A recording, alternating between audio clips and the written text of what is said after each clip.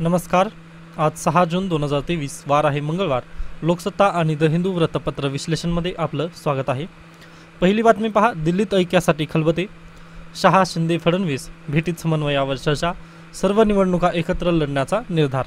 ही आपल्यासाठी न्यूज गरजेची आहे का? तर बिलकुल नाही. फक्त महाराष्ट्रामध्ये काय चालू आहे सध्याला व राजकारण कशा पद्धतीने वळण घेत आहे हे आपण इथून शिकू शकतो. त्यानंतर पुढे चला. विदेशी गुंतवणूक राज्य आघाडीवर. 3.5 वर्षात 4 लाख कोटींची गुंतवणूक. पहा, महाराष्ट्रामध्ये अगदीच जे मुंबई आहे किंवा जे महाराष्ट्राची जी राजधानी आहे मुंबई, याला आपण म्हणजे देशाची आर्थिक राजधानी म्हणून ओळखलं जातं, बरोबर. मग अगदीच पहा, महाराष्ट्र, कर्नाटक, गुजरात आणि दिल्ली हे अशा पद्धतीने आघाडीवरील राष्ट्र आहेत ज्यामध्ये विदेशी गुंतवणूक आपल्याला जास्त झालेली इथं दिसत आहे. ओके, आता हा प्रश्न वगैरे UPSC आणि MPSCला वगैरे येईल का? तर मला नाही वाटत की हा प्रश्न वगैरे येईल.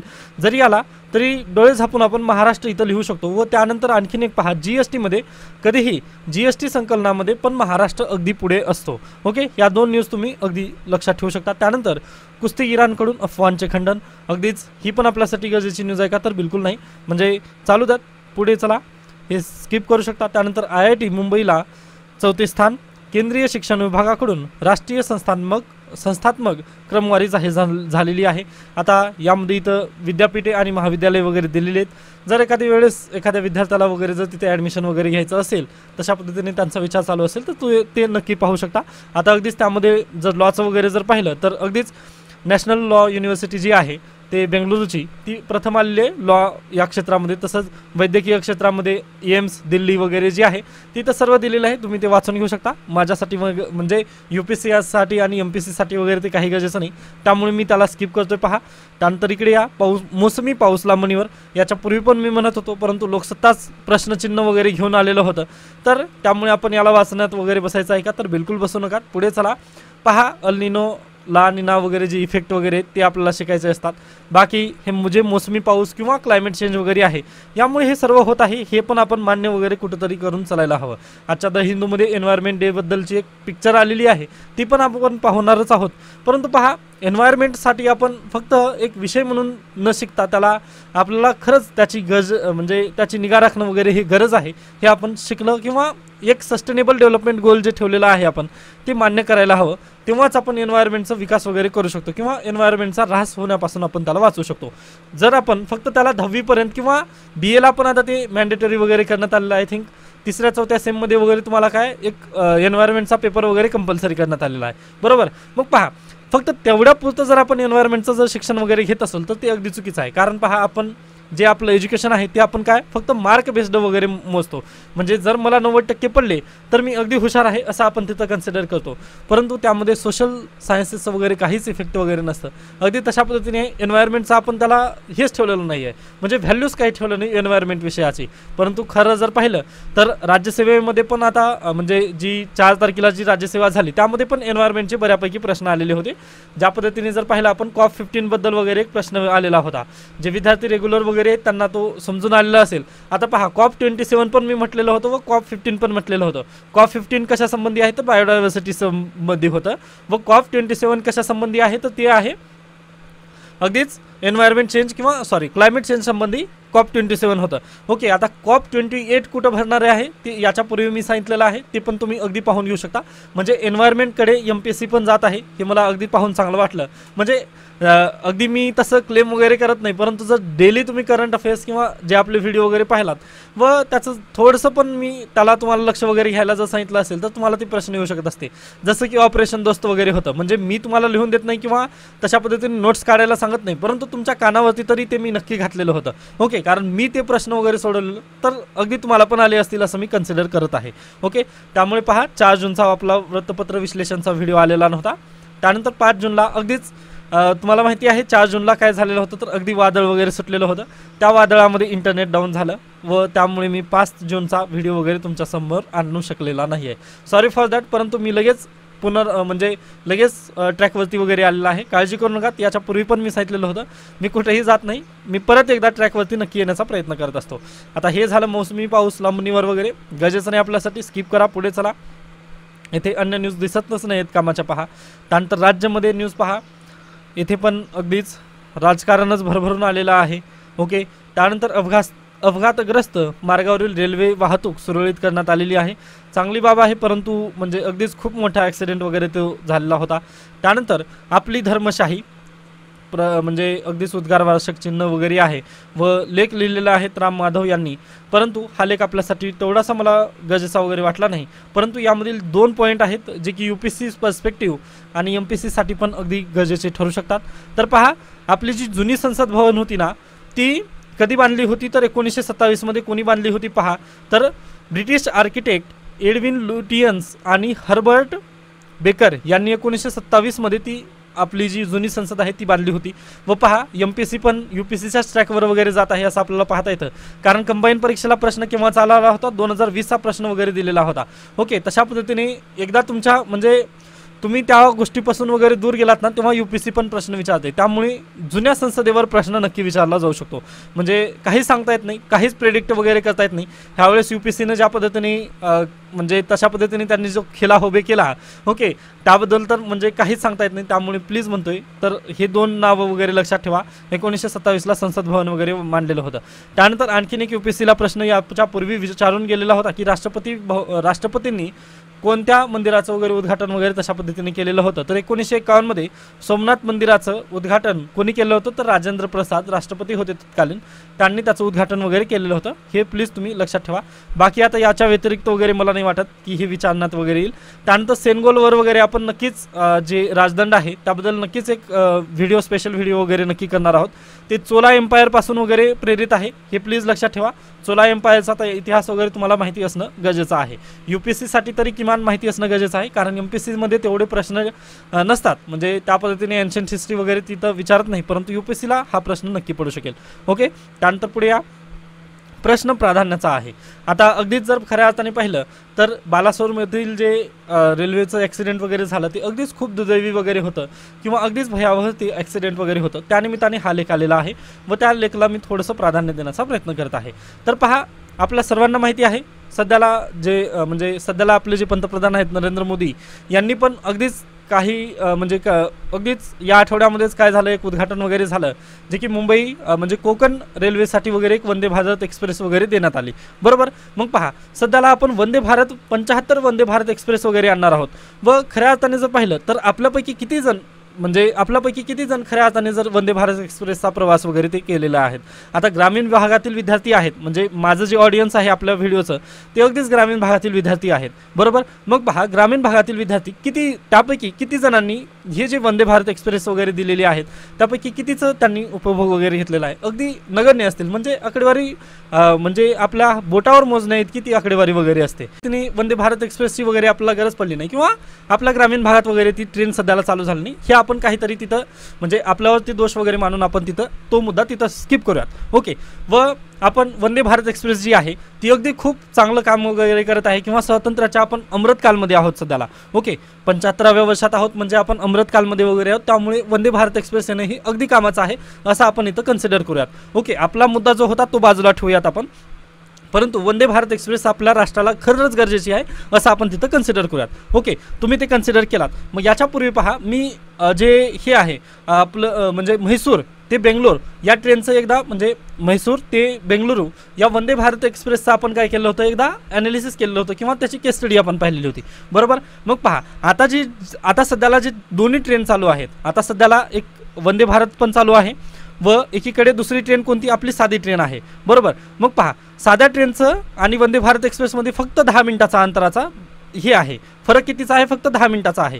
परंतु जर पैशांचा जर किंवा त्या तिकिटाच्या रकमेचा जर फरक जर तुम्ही पाहिला तर साध्या ट्रेन आणि वंदे भारत एक्सप्रेसमध्ये अगदी 1500 रुपयाचा तरी फरक तिथं नक्की जाणून येतो. ओके, कारण ही एक्सप्रेस कशी आहे, ती AC आहे, हायफाय क्लास आहे व ही साधारण गाडी वगैरे आहे असं आपण तिथं कन्सिडर करूयात. किंवा स्लीपर जरी असेल तर तशा पद्धतीने जर तिथं तिकिटाचा जर फेअरमध्ये जर हे असेल तर अगदी आपण प्राधान्य कोणत्याला देऊ, सर साध्या गाडीला देऊ. मग पहा, आता इथं पण प्रश्न तेच आहे की प्रश्न प्राधान्याचा आहे. गव्हर्नमेंट ऑफ इंडियाला प्रश्न म्हणजे प्राधान्य कोणत्या गाडीला वगैरे द्यावं हे कळायला नक्की हवं. म्हणजे पहा, आता तुम्ही जर 2S मध्ये वगैरे जर कधी बसून प्रवास वगैरे केलेला असाल, आता ग्रामीण भागातील ऑडियन्स म्हटल्यानंतर तुम्हाला ह्याची झळ अनेकदा बसलेली असेल किंवा ते मी मान्य करत आहे. तर पहा, 2S मध्ये जर तुम्ही बसला वगैरे असाल किंवा स्लीपरमध्ये वगैरे दिवसा डे टाईममध्ये स्लीपरमध्ये वगैरे जर तुम्ही गेला असाल, तर अगदी तिथे जर भीड वगैरे पाहिली किंवा तशा पद्धतीने जर गर्दी पाहिली, तर आपला वंदे भारतची गरज आपल्याला जास्त लागेल की साध्या ट्रेनची गरज लागेल, हे म्हणजे ते प्राधान्यकर्त्यांनी किंवा जे प्रशासक आहेत त्यांनी ठरवायला हवं असं आपण तिथं म्हणू शकतो. ओके, हे सर्व जरी झालं किंवा 75व्या म्हणजे अमृतकालमध्ये जरी आहोत आपण, तरी पहा आता वंदे भारत एक्सप्रेस येऊन काय काय झालं व काय काय नाही झालं हे आपण इथं नक्की पाहूयात. तर पहा, वंदे भारत चे आरक्षण करताना त्या 160 ते 180 किलोमीटर प्रति तास या वेगाने धावाव्यात अशा पद्धतीने त्या केल्या गेलेल्या आहेत. म्हणजे पहा, वंदे भारत एक्सप्रेस आपण आल्या व त्या अमृतकालसाठी अगदी चांगल्या आहेत असं आपण तिथं कन्सिडर केलं, तरी पण पहा त्याची स्पीड किती याची असायला हवी, 160 ते 180 किलोमीटर पर हार एवढ्या स्पीडसाठी वगैरे त्या ट्रेन बनवल्या गेलेल्या होत्या. परंतु त्याची जी क्षमता आहे ती 90 ते 95 किलोमीटर एवढीच क्षमता वगैरे राहिलेली आपल्याला दिसून येत आहे. ओके, 90 ते 95 किलोमीटर पर हार. ओके, एवढंच म्हणजे आपण साध्य काय केलं तर त्याचं निम्मच केलं ना, 50%च एवढं वंदे भारत एक्सप्रेस आणून पण आपण आपली जी टायमिंग वगैरे होती, म्हणजे आपण पूर्वी म्हणजे आता 12 वाजता एक ट्रेन आहे, तर 12 वाजताच करेक्ट वगैरे ट्रेन येईल का? मग 160 आणि 180चं जर इथं कॅल्क्युलेशन केलं तर त्याचं 50% होत आहे ना. मग इथं परत तोच इश्यू येतो की आपल्याकडे जो टायमिंगचा प्रश्न होता, याच्यापूर्वी पण टायमिंगचा प्रश्न होता की रेल्वे वेळेवर धावत नाही. ओके, अगदी 3 तास लेट होते किंवा अगदीच म्हणजे तुम्हाला पण त्याचा अनुभव आलेचा असेल कदाचित. ओके, मग पहा तशा पद्धतीने जर इथं ट्रेन लेटचा वगैरे इश्यू असेल, मग वंदे भारत एक्सप्रेस येऊन पण काय आपण साध्य केलं का? तर बिलकुल काहीच साध्य केलं नाही. उलट त्यामध्ये खर्च अपव्यय जास्त झाला असं आपण तिथं कन्सिडर करू शकतो. व पहा, हे कशामुळे होत आहे, 180 आणि 160ची स्पीड ट्रेन कशामुळे घेऊ शकत नाही आहे, तर जे पटरी आहे आपली किंवा जे ट्रॅक आहेत ते अगदी ब्रिटिशांच्या पासूनचेच आपण ते तसेच ठेवलेले आहेत व त्याची डागडुजी वगैरे करण्यासाठी आपल्याकडे पैसा नाही आहे. व पहा, 2021-22ची जी कॅगची रिपोर्ट आहे त्यामध्ये पण कॅगनी तेच म्हटलेलं आहे की तुम्ही जे ट्रेनचे जे ट्रॅक वगैरे त्यावरती जास्त पैसे वगैरे खर्च करा व त्याची डागडुजी वगैरे करण्यामध्ये थोडंसं लक्ष द्या असं त्यांनी म्हटलेलं आहे. तरी देखील भारत सरकार फक्त वंदे भारत एक्सप्रेस पुढे आणत आहे व जे डागडुजी वगैरे आहेत त्याबद्दल काहीच हे करत नाही आहे. हा एक इथं मोठा इश्यू आपल्याला दिसून येतोय. त्यामुळे केंद्र सरकारला प्राधान्य कुठं द्यायचं हे अगदी समजायला हवं.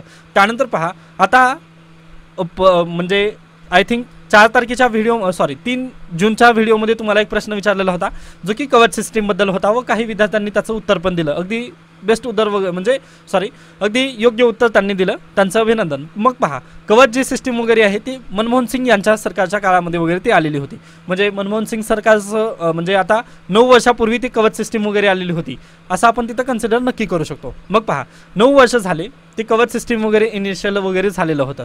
मग पहा, जे अश्विनी वैष्णव आहेत सध्याचे रेल्वे मंत्री, यांनी त्याचं ट्रायल पण घेतलं व ते अगदी सक्सेसफुलरित्या वर्क पण केलं. बरोबर, हे सर्व आपल्याला माहिती आहे. मग पहा, हे सर्व असताना देखील हे आपल्या प्रत्येक गाडीमध्ये का बसू शकलं नाही आपण? कारण इथं काय आहे, 30 कोटी इथं खर्च लागतो कवच सिस्टम बसवण्यासाठी. मग पहा, व रेल्वे वंदे भारत एक्सप्रेससाठी किती आहे खर्च? 115 कोटी रुपये आहे. मग पहा, जर अशा पद्धतीने एखादी वेळेस ट्रेनचा ॲक्सिडेंट वगैरे जर झालं तर जीवितहानी कशामुळे जास्त होत आहे किंवा रेल्वेचं नुकसान वगैरे कशामुळे जो जास्त होत आहे हे आपलं इथं बेसिकली तर समजून आलं ना की कवच सिस्टीम जर असती आज, आता ठीक आहे बालासोर घटनेमध्ये त्याचं काही गरजेचं नव्हतं, ती कवच सिस्टीम वगैरे तिथं काही वर्क वगैरे करू शकली नसती. परंतु पहा, आता येणारे आगामी ॲक्सिडेंट तरी आपण रोखू शकलो असतो हे आपण नक्की तिथं सांगू शकतो. ओके, त्यासाठी आपल्याला कवच सिस्टीमची गरज आहे, न की वंदे भारतची.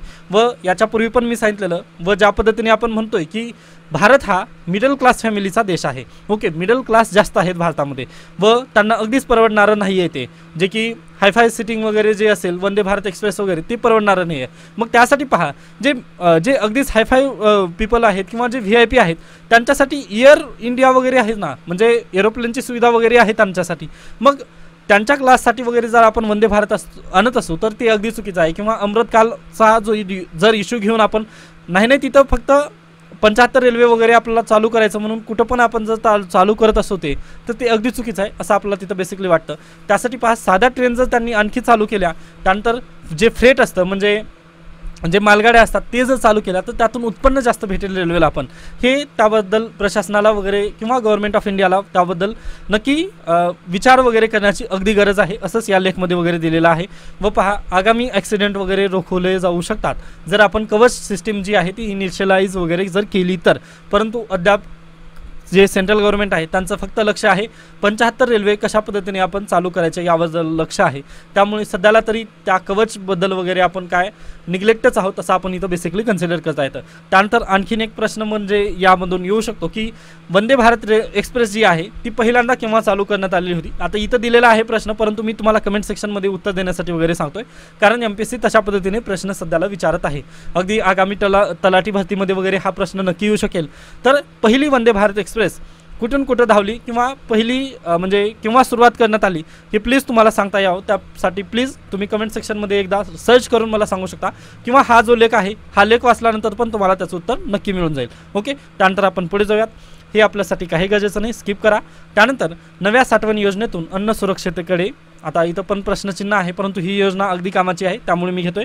तर पहा, नवीन योजना केंद्र सरकारने जाहीर केलेली आहे ज्यामध्ये सहकार क्षेत्राच्या मदतीने अन्नधान्य साठवणुकीची क्षमता वाढवण्याची ही योजना जाहीर केलेली आहे. यासाठी पहा, केंद्र सरकारने 700 लाख टन अन्नधान्य साठवणूक करण्यासाठी गोदाम बांधणार असून त्यासाठी 5 वर्षात 1 लाख कोटी रुपयाची तरतूद देखील केलेली आहे. ठीक आहे, मग पहा यामधून अन्नधान्य साठची क्षमता किती वाढणार आहे, तर आता सध्याला आहे 1450.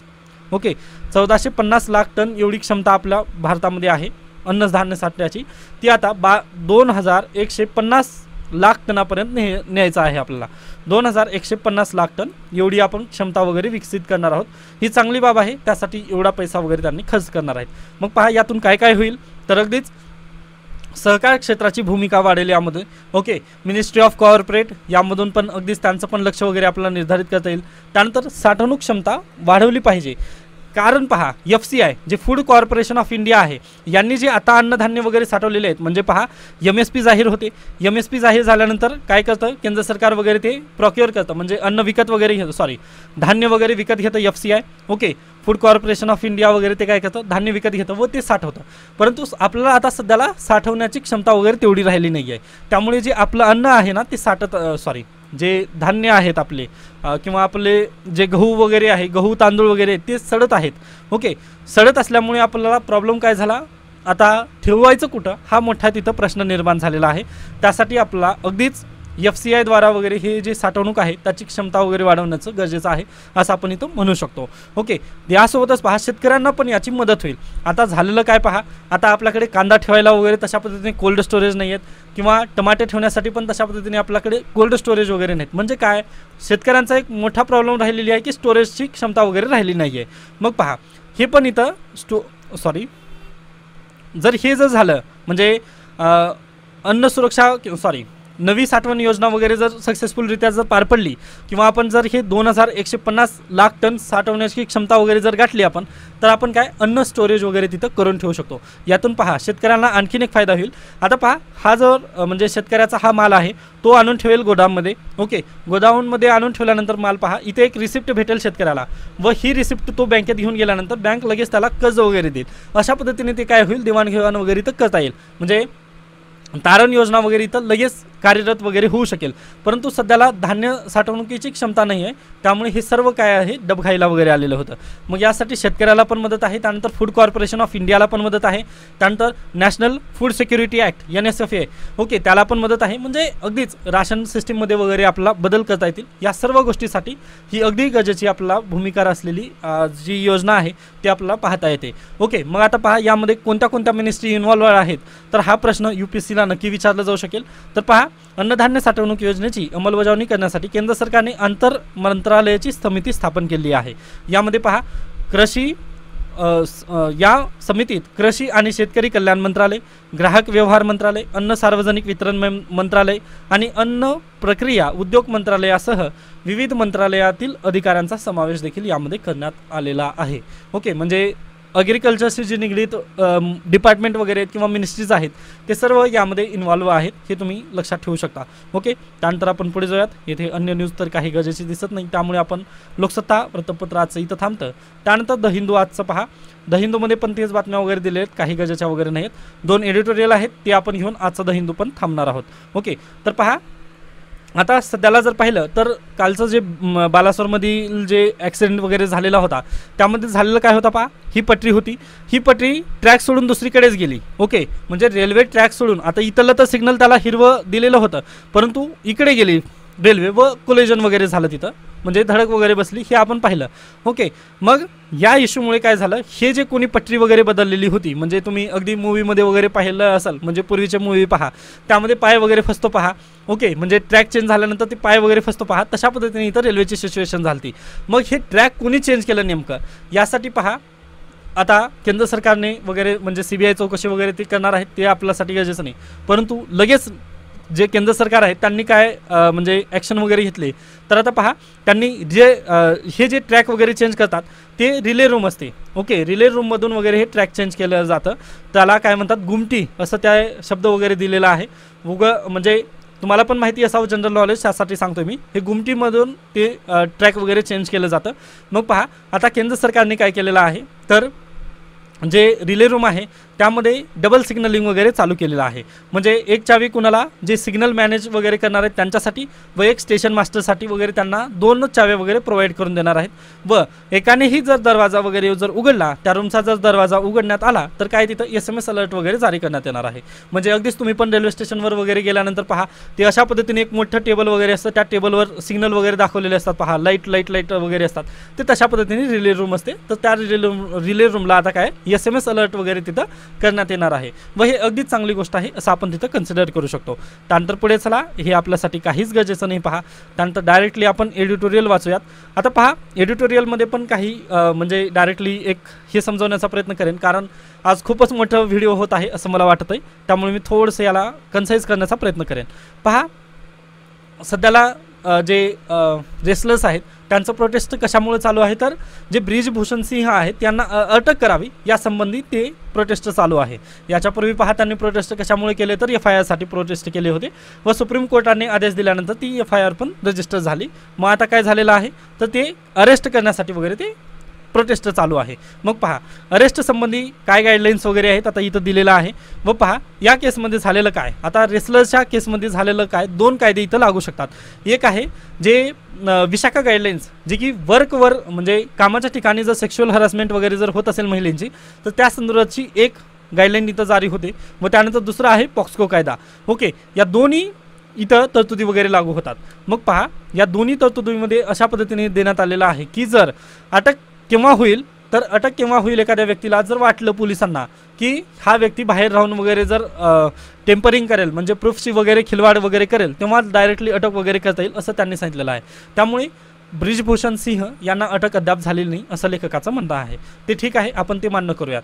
त्यानंतर नार्को चाचणी याबद्दल म्हटलेलं आहे. मग पहा, प्रश्न UPSC पण विचारू शकेल किंवा MPSCला पण येऊ शकेल की नार्को टेस्ट ही कशाशी रिलेटेड वगैरे आहे किंवा व्हिक्टिमवरती नार्को टेस्ट लागू करता येते का, तर बिलकुल करता येणार नाही.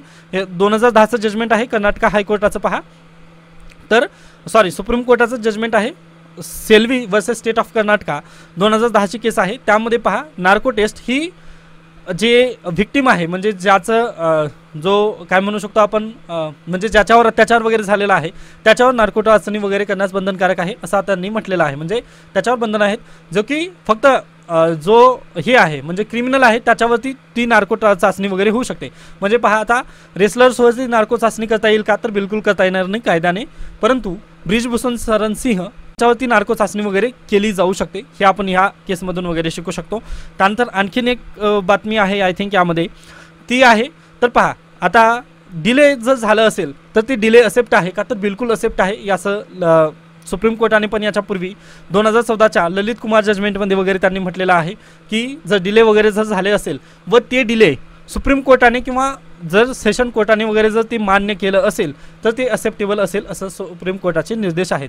त्यामुळे जर डिले झाला रेसलर्सनी वगैरे म्हणजे पहा आता पोलीस जर रेसलर्सला वगैरे जर हरास वगैरे करत असेल की तुम्ही खूप उशिरा वगैरे तक्रार नोंदवली आहे तर सुप्रीम कोर्ट तशा पद्धतीने ऐकत नाही किंवा सुप्रीम कोर्ट त्याला हे धरतं म्हणजे पोलिसांनाच त्याला म्हणजे पोलिसांनाच तिथं काय धरेल तर तिथं जबाबदार धरेल की तुम्ही का कंप्लेंट वगैरे रजिस्टर केली नाही. कारण पहा जर रेसलर्सनी कोर्टापुढे जर योग्य समस्या वगैरे मांडली की किंवा कशा पद्धतीने आम्ही सांगितलं होतं पूर्वी पण जर तिथं जर रेसलर जर ठीक ठरले तर कोर्ट काय पोलिसांनाच पनिश वगैरे करू शकतं. त्यामुळे हा जो लेख आहे बेसिकली तर हे दिल्ली पोलिसांना वगैरे ॲडवाईस देण्यासंबंधी हा लेख आहे. परंतु यामधून काही 2-4 गोष्टी होत्या जी की आपल्याला पण गरजेच्या आहेत त्यामुळे मी ह्या लेखातून वगैरे घेण्याचा प्रयत्न केलेला आहे.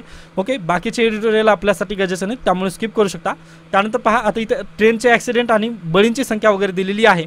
तर आता 275 वाला हे ॲक्सिडेंट आहे बालासोर ॲक्सिडेंट. याच्यापूर्वी पहा 406 म्हणजे बळी गेलेले पण ॲक्सिडेंट वगैरे झालेले आहेत भारतामध्ये. हे डिक्लाइन फेजमध्ये वगैरे येत असतं त्यासाठी कवच सिस्टीम आपल्यासाठी खूप गरजेची आहे हेच मी सांगण्याचा इथं तुम्हाला प्रयत्न केलेला होता. ओके तर अशा पद्धतीने आज आपण इथं थांबूयात. याबाबत काही शंका काही सजेशन वगैरे असतील तर तुम्ही नक्की मला सांगू शकता. पहा आज मी सर्व डिटेल घेतलेलं आहे यामध्ये काहीच सोडलेलं नाही आहे त्यामुळे स्पेशल व्हिडिओ आजचा तरी येणार नाही. ओके तरी देखील जर तुम्हाला कोणता टॉपिक वगैरे जर राहिला असेल तर तुम्ही नक्की मला सांगू शकता. मी येणाऱ्या आगामी 1-2 दिवसामध्ये वगैरे ते व्हिडिओ नक्की घेण्याचा प्रयत्न करत असेल. ओके धन्यवाद.